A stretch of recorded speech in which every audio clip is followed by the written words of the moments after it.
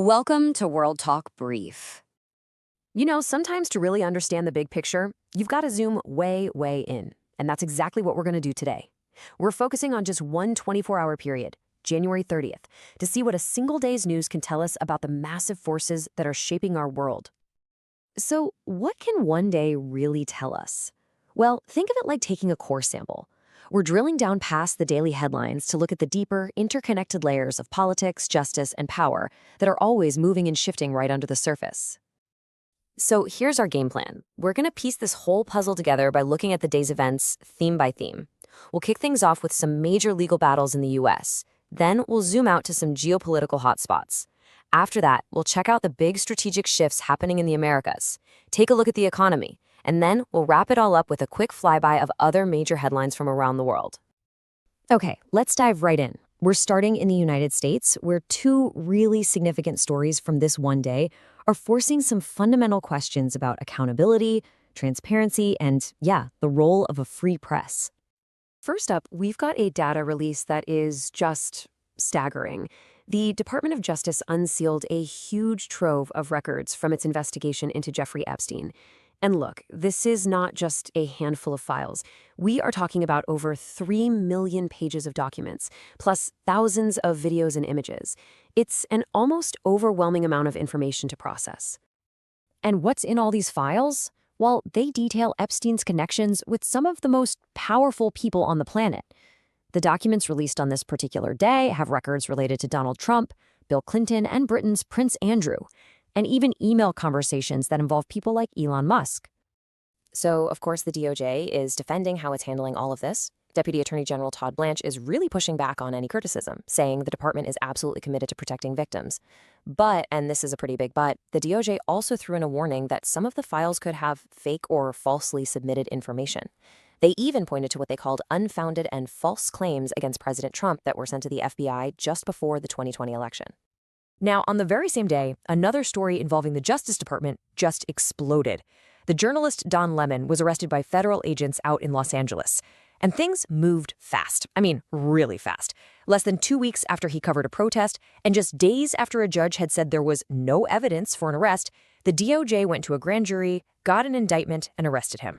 And this case boils down to two completely different stories. On one side, you have the Justice Department, led by Attorney General Pam Bondi. They're calling the event Lemon was covering a coordinated attack on a church. On the other side, you have Lemon and his supporters, who say he was just doing his job as a journalist, something that's protected by the First Amendment, and that his arrest is a really dangerous attack on press freedom. Now, it's so important to understand that this didn't just happen in a vacuum. The protest itself was a response to the fatal shootings of 2 people by ICE officers there in Minnesota, which created a ton of tension. And while the DOJ is actually investigating one of those deaths, their decision to charge a journalist who is covering the aftermath has been slammed by press freedom groups, who are basically calling it an attempt to scare reporters. Okay, let's zoom our lens out now to the international stage. Because on this same day, events were unfolding that show growing friction in one part of the world and a massive strategic shift in another. Over in the Middle East, tensions are really cranking up. On January 30th, President Trump turned his focus back to Iran's nuclear program, and he had this pretty cryptic warning. He said he told Tehran directly what his threats were, but he didn't give any details, which kind of left everyone just guessing what might happen next. And these aren't just empty words, right? There's some serious military muscle to back them up. The U.S. has a major presence in the region. You've got the aircraft carrier USS Abraham Lincoln sitting in the Arabian Sea, loaded with advanced fighter jets, and it's well within striking distance of Iran. That's a very clear signal of military pressure. Meanwhile, in South America, a really stunning political and economic pivot is happening. After Nicolas Maduro was ousted, Venezuela's new government is quickly taking apart the socialist model that's been in place for 20 years. They're moving away from state control, opening up to private investment, and allowing for more political freedom. It's a total 180. And this isn't just talk. The new government announced a huge amnesty bill for political prisoners and said they're shutting down a notorious prison. This all comes right after they approved a new law to open up their oil industry and released all the known U.S. citizens from their jails. You put it all together, and it's a very clear signal that Venezuela is trying to realign itself with the West. Okay, staying a little closer to home now, we can see how economic power is being used as a major tool to reshape politics in the region, and it has huge implications for countries in the Caribbean and Central America. So here's a big one. The Trump administration declared a national emergency. And why? So they could impose tariffs on any country that's providing oil to Cuba. Now, this move is really designed to put pressure on Mexico, which is a key energy supplier for the island. Cuba's foreign minister immediately called it a total fuel blockade and warned it could spark a humanitarian crisis.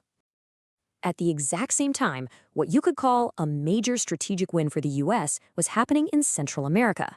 Panama's Supreme Court actually canceled contracts that a Hong Kong-based company had for ports on the Panama Canal. This ruling falls right in line with U.S. goals of pushing back against Chinese influence in the area.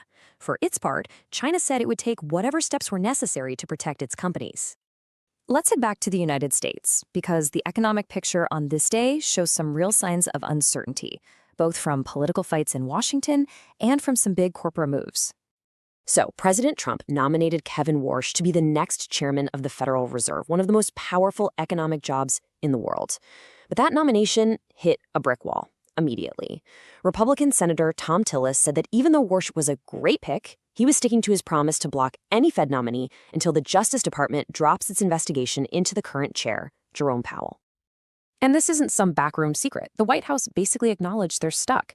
President Trump admitted there's an impasse, saying the nomination just can't go anywhere without Tillis's vote. This kind of political standoff creates a ton of uncertainty for the world's most powerful central bank, especially during a pretty delicate time for the economy. And it's not just in Washington. Out in the corporate world, you can see other signs of friction. The luxury store Saks announced it's ending its online sales partnership with Amazon. Why? Because top luxury brands were worried that being on a mass market site like Amazon was watering down their exclusive image. It's a small thing, but it's really revealing about the big strategic shifts that are happening in retail. Okay, to finish off our global snapshot, let's do a quick lightning round of a few other big headlines from this single day. It really shows you just how much can happen in 24 hours. So you've got the Islamic State attacking the airport in Niger's capital.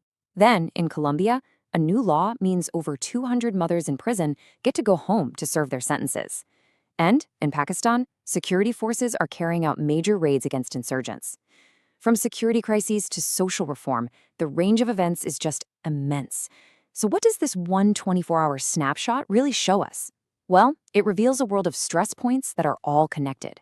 You've got a legal fight over press freedom in America happening at the same time as military posturing in the Persian Gulf and a massive economic realignment in South America. Every headline, every decision, it's all one piece in a much larger, constantly moving global puzzle.